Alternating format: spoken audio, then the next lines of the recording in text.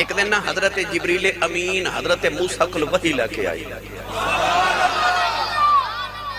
تے جبریل امین علیہ السلام تے حضرت موسیٰ پہ گلن کر دے تے سامری جادوگر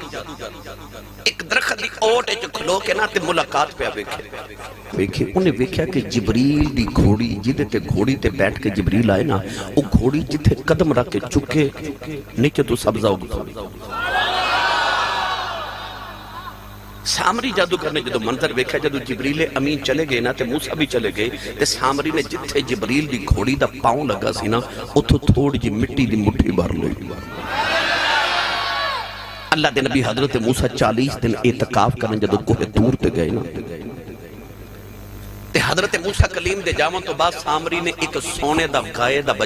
بچڑا بنا کے نا تے سونے دا بچڑا بنا کے قوم نو آکھیا جے اے بچڑا زندہ کر دے ماں انہیں آکھیا جے بچڑا زندہ ہو گیا تے اسی دی پوجا کران گے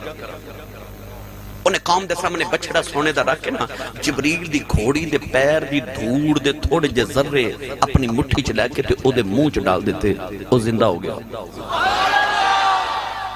40 دن بعد موسیٰ جدو واپس آئے نا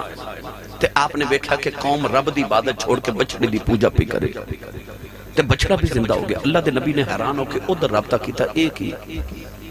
اللہ فرمایا سونیا انہیں جبریل دی گھوڑی دے پیر دی دھوڑ دے ذرے لے کے اس بچڑے دے منہ چ ڈالے نے تے او زندہ ہو گئے ہن جبریل کون ہے